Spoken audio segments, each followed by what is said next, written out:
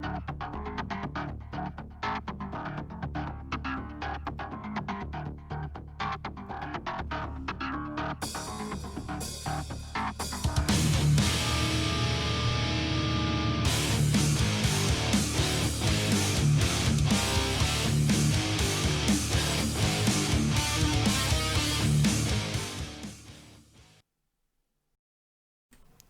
to the Darkstream, Vox Day, voxday.blogspot.com, and unauthorized.tv.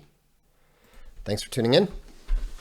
Welcome, and congratulations to the people of Britain, who apparently still have enough actual British people to support the continued existence of their country as a sovereign and independent nation. I know a lot of people are going to be a little bit skeptical about what Boris Johnson intends to do.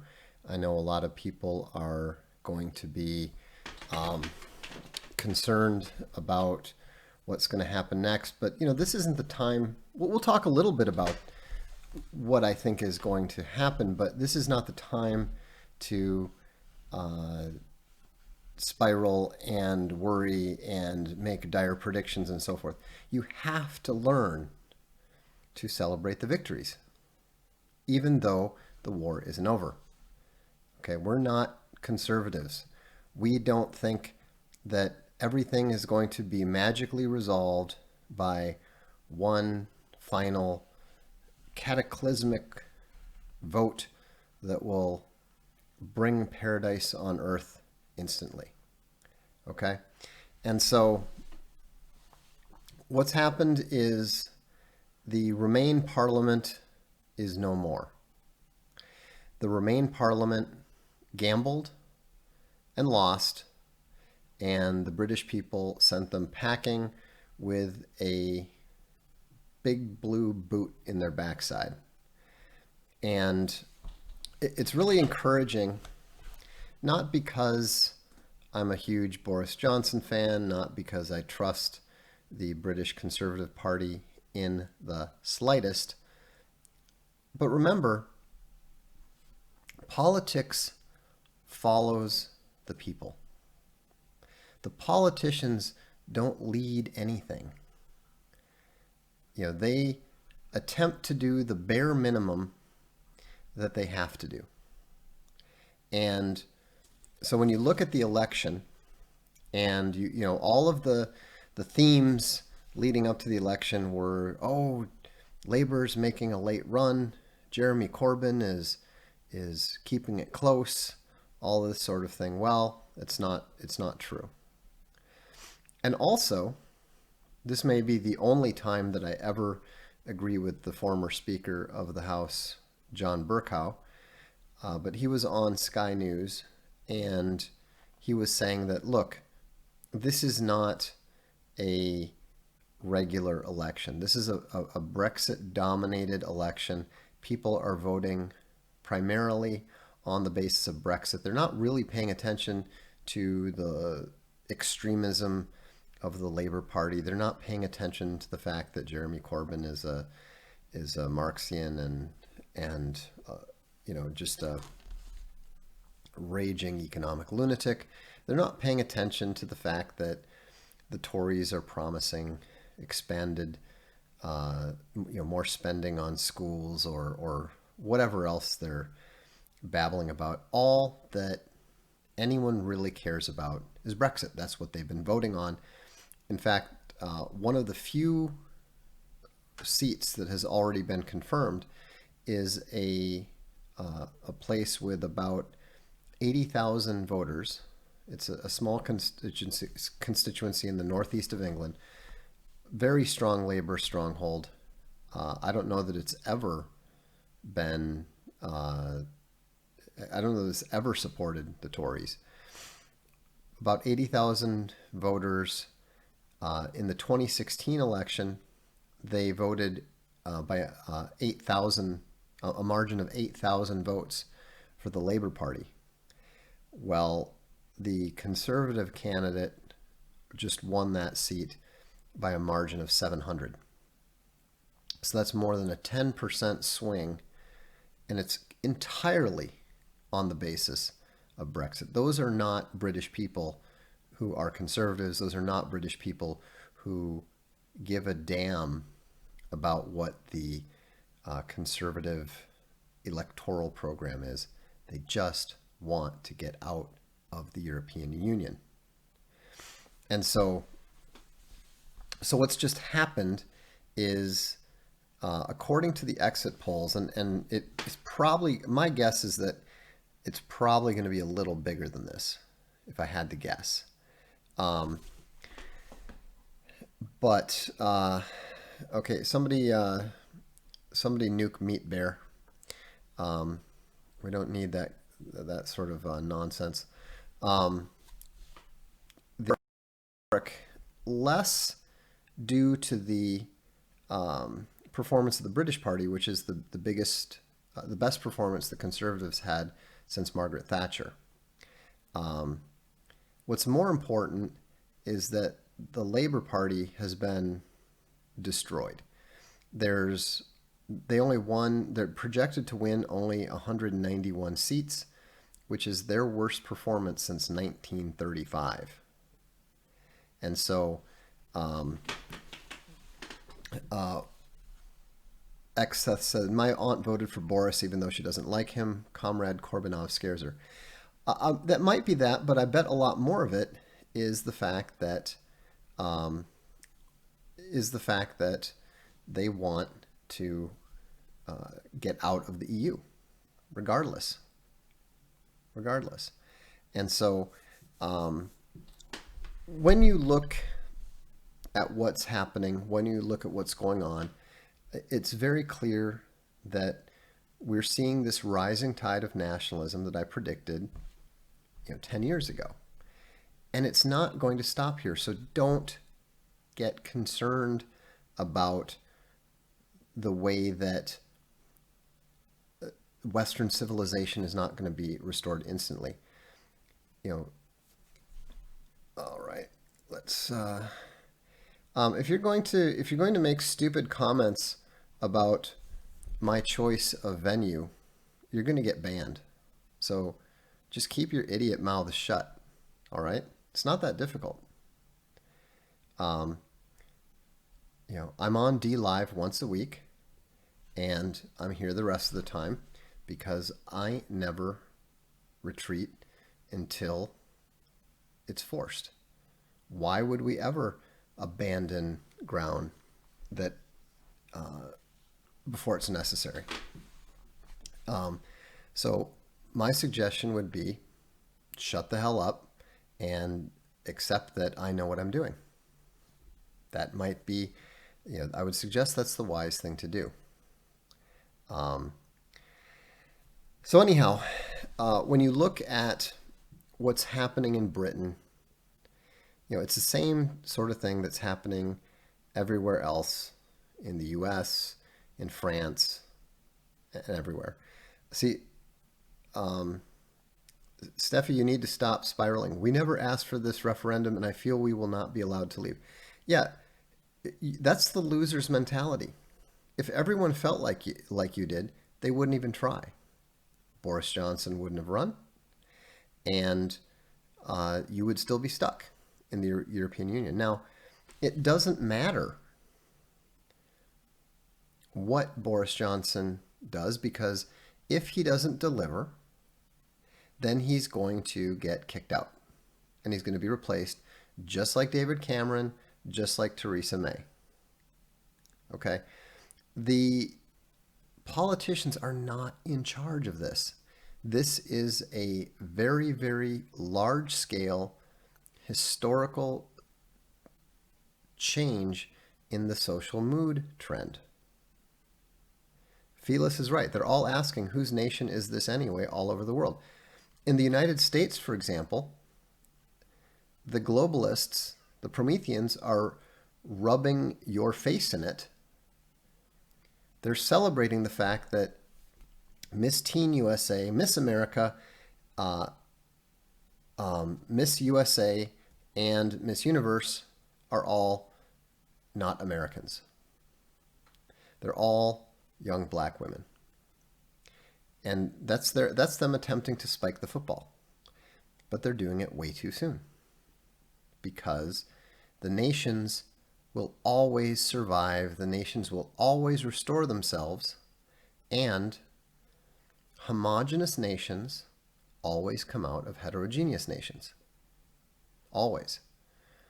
And that's what's so evil about multiculturalism, multiracialism, immigration, civic nationalism. All of these things are just preludes to war. All of them are just preludes to the nations reasserting themselves. Welcome, Contrary Bear. And so, we will see what they do. But here's the point. Despite the massive, massive efforts of the British media and the globalist media and the European media, who are trying to push this globalist vision on the people of Britain, on the British people, then they are, they still stood up and resisted. And if they can't affect the change with the vote, they will affect the change with violence, because that's what always happens throughout history. Always. And so, stop worrying about setbacks. Stop worrying about things not going flawlessly and perfectly in the direction that you would like to see fit. That doesn't get you anywhere. It's never going to be easy. It's never going to be automatic. And if you've paid any attention to the way that trends work, the direction of the trend is always 2 or 3 steps forward, 1 step back. 2 or 3 steps forward, 1 step back. We didn't get here overnight. Western civilization was not taken apart and destroyed in a day. It took over a century. And we're not going to restore it overnight either. A single vote or two is not going to settle anything. Welcome, Max Roycroft. And so the thing to do is to look at what's happening and to recognize how today's events fit within the trend. To see whether the trend is still continuing and whether we're still seeing a pro-trend movement or a reactionary movement. This is not a reactionary movement. This is the trend. This has been the trend since 2000. And it's sometimes difficult for people to see. It's sometimes, because most people don't look at historical patterns. They don't look at, a period of time of 20 years, 50 years, 100 years, and so forth. And so when you look at if you look at the socionomics have been pointing to this being, to 2000 being a all-time peak of social mood. And that means peak irreligion, peak sin, peak globalism, peak gay, peak lunacy, peak immigration, all that. And that is already a massive change. What we've seen in the last 20 years is a massive change. Have things gotten, better across the board? No, they've gotten worse in some ways. But the madness is becoming more and more obvious to everyone. That's why you see labor strongholds voting for the conservatives. Why? Because they want Britain back. They want their country back. And of course, the politicians, being the politicians, they're weak. They are afraid. Some of them are, most of them are corrupt, they're owned, etc., etc. This is not new. We know this. But we can see that the trend is against them. People are against them. The young people are against them. The old people are against them. And, eventually, most likely, these attempts, just to be clear, these attempts to settle it peacefully are probably not going to work in the end. We're going to see betrayal by the politicians. We're going to see them try to subvert the will of the people. We're going to see them continuing to try to push the globalist Promethean program. But it's the very betrayal of that voting, that very betrayal of democracy, that is going to lead to the victory in the wars that follow. Okay? Right now, we're already seeing in Britain, we're already seeing hardcore Labour voters, generational Labour voters, turning to the Conservatives just because they want Britain back. If the Conservatives don't deliver, then things will proceed to the next step. Remember, I said it's always 2 or 3 steps forward, 1 step back. So, the steps forward are going to be the political pressure building for, in England, for things like Brexit, and for, reducing immigration and beginning deportations and all that sort of thing. We've already seen in the United States with Trump's election, we've seen that happen, but we're caught up in the middle of the backstep. The fact that immigration hasn't really been cut. Things are getting completely out of control in many ways. But that's just the step back.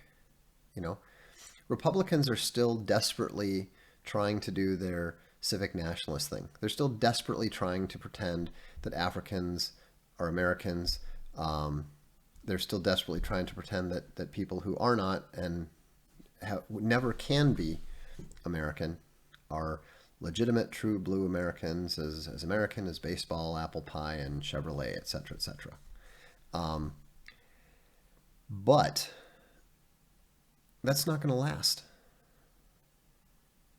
because we're already seeing the Californians wanting to move to Idaho. I just put on the blog a report. The real estate report is that the hottest, fastest growing city in America is Boise, Idaho. How does that make any sense? How does that make any sense at all? It's because white people want to be around white people. Now, that peaceful white flight isn't going to work. How do we know it's not going to work? Because it didn't work in the 70s. They all moved out to the suburbs to get away from the diversity, and over the last 20 years, the diversity chased them. And it's not just California. Homogeneous nations always come out of heterogeneous entities. The Czech Republic used to be Czechoslovakia. Yugoslavia preceded Serbia, Kosovo, Bosnia, etc., etc. This is going to happen everywhere. Why? Because that's the way these socioeconomic peaks and troughs work. And again, as of 2000, we were at the peak of a multi-generational expansionary period. There has never, ever been a boom like that.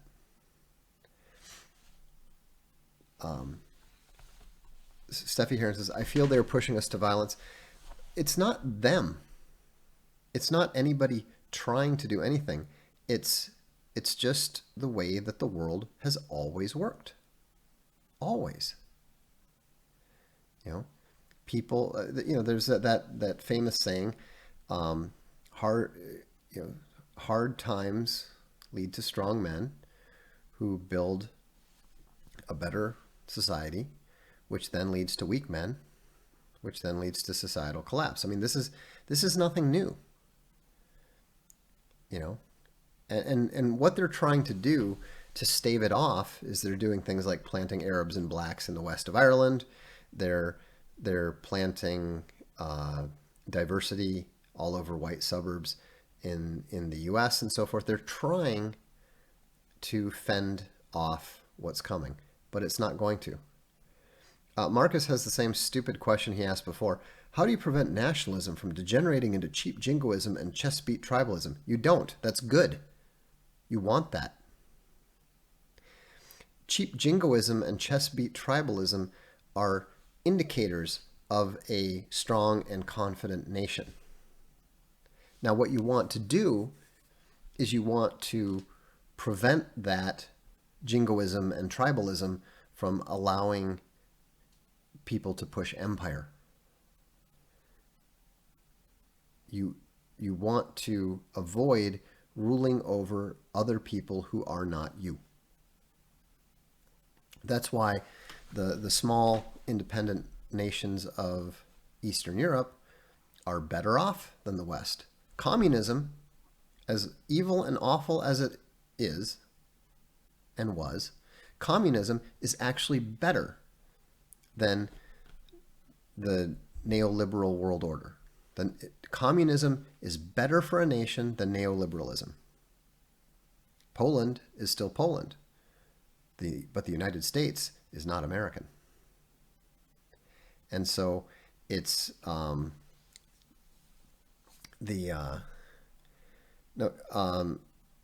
no, you're not allowed to talk about. You guys know the YouTube rules. You're not allowed to talk about things that are illegal, and so don't. It's not that hard, and so.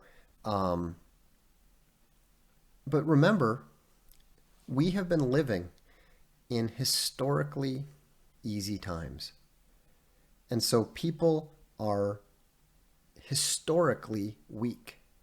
We, you, me, we are historically weak by the standards of our ancestors. And so,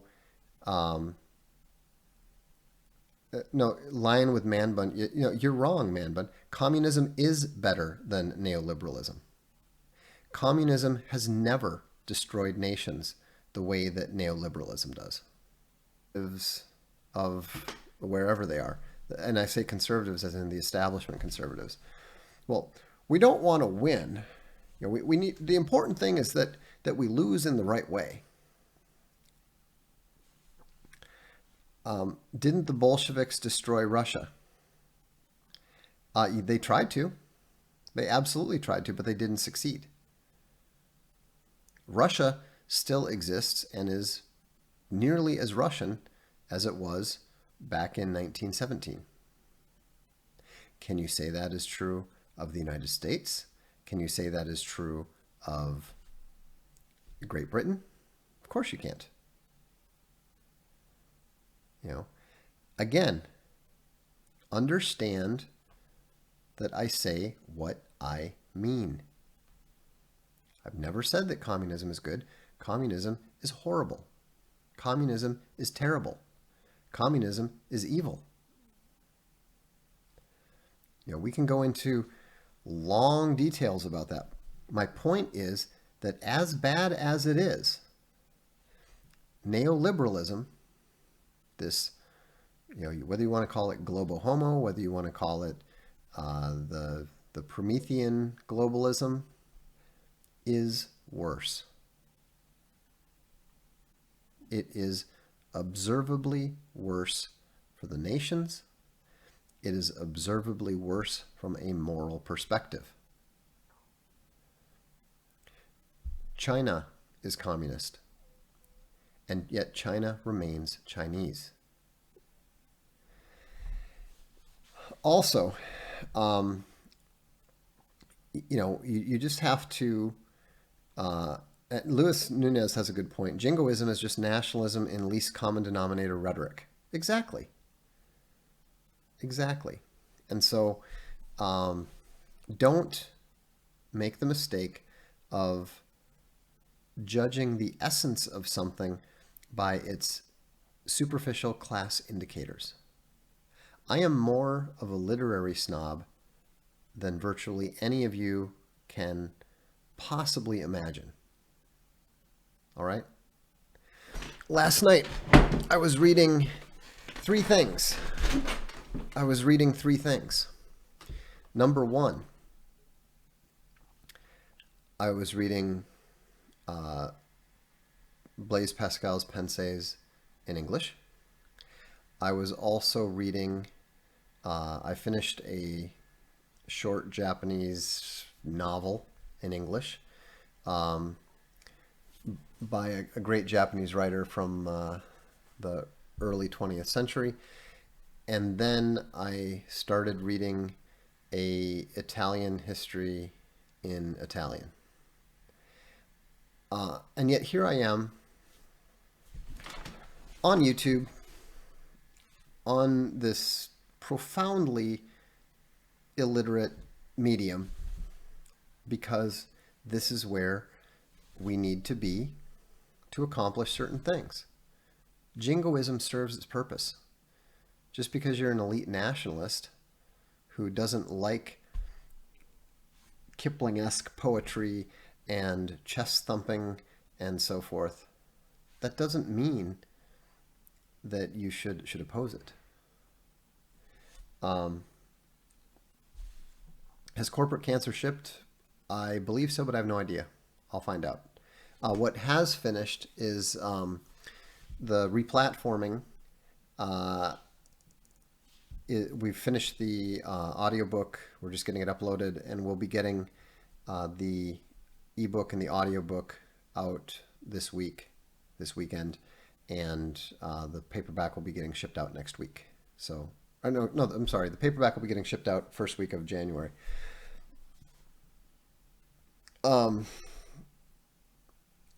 Let's see here.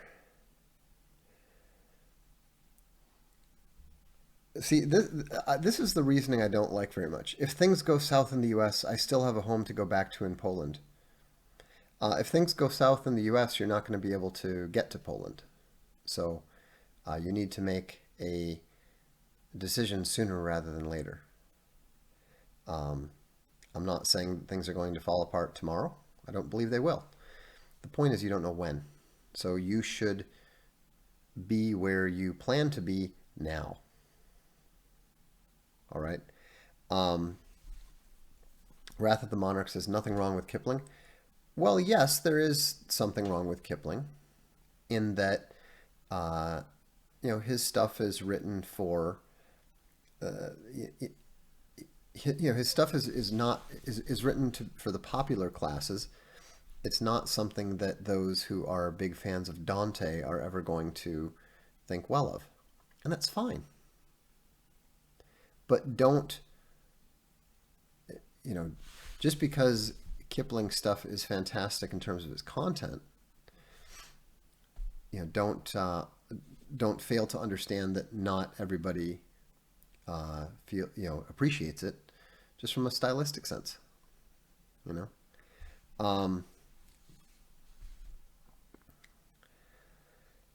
So anyhow, but back to the UK election. Let me just double check. I wanted to. They might have some early results coming in that might give us a little bit more information here. Yeah, they're still saying 368 seats, and so forth. Nothing new on that front. But the really important thing here, though, aside from the massive destruction of labor, is the complete failure of the liberal Democrats to take advantage of what they thought was going to be their big moment. They thought that this was going to be the big opportunity for them because they were trying to rally. Labor was divided. Labor was divided between Leave and Remain. So the Liberal Democrats said, hey, we can become the flag bearers for the Remain movement.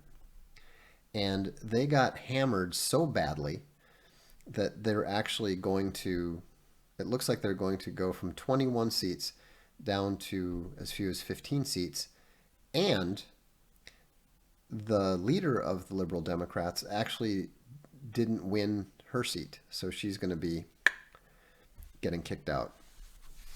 So that just underlines the point that this is a Brexit election. It's not about Boris Johnson. It's not about an embrace of the Tory political program. It's about the national sovereignty of England. And it could get better. Why?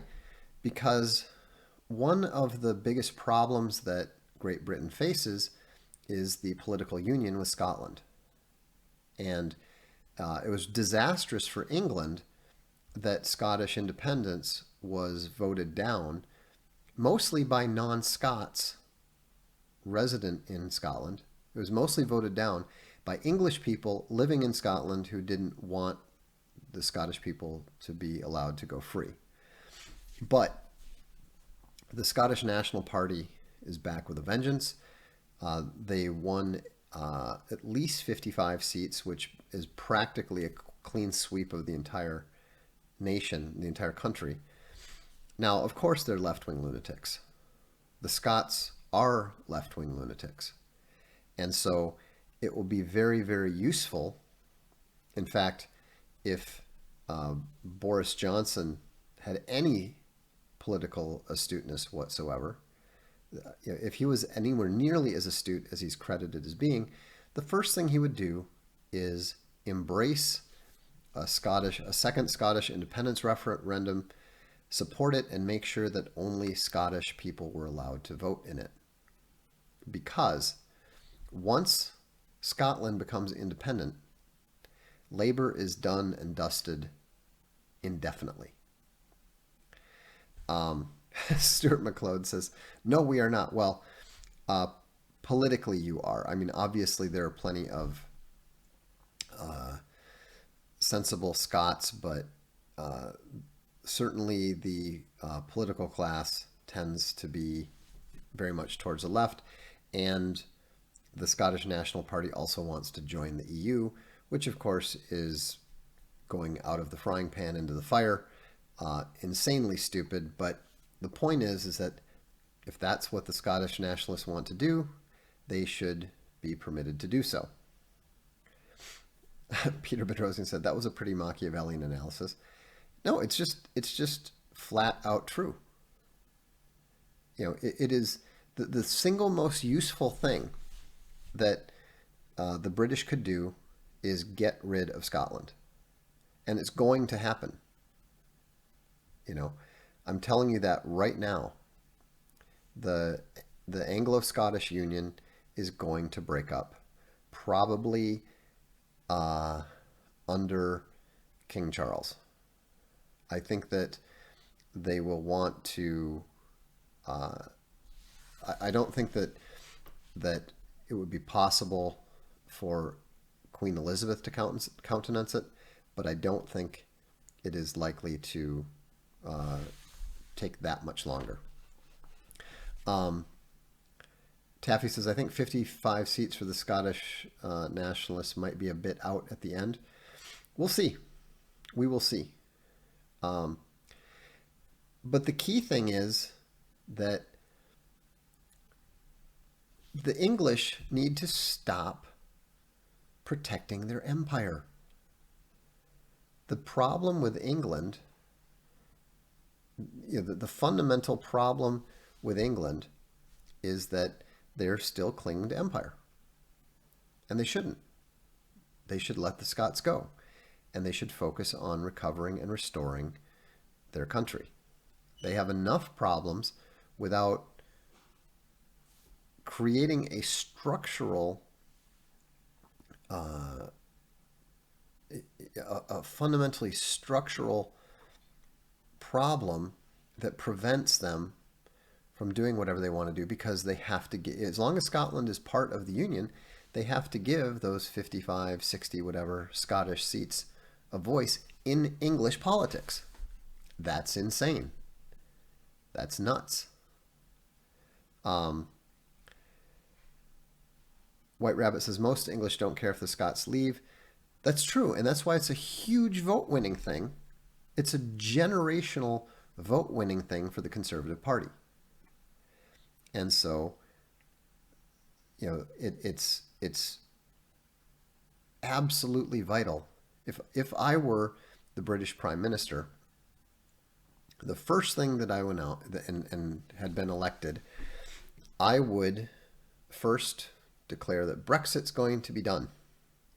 And then the second thing I would do is I would call Nicola Sturgeon to number 10 Downing Street and do a press conference announcing that the Conservative Party is endorsing the second Scottish referendum and furthermore supporting the Scottish call for independence. Why wouldn't they? They're sending soldiers over to Afghanistan and other places to fight for independence. Why shouldn't the Scots be free? Why shouldn't the Scots be independent? The imperialism is a trap.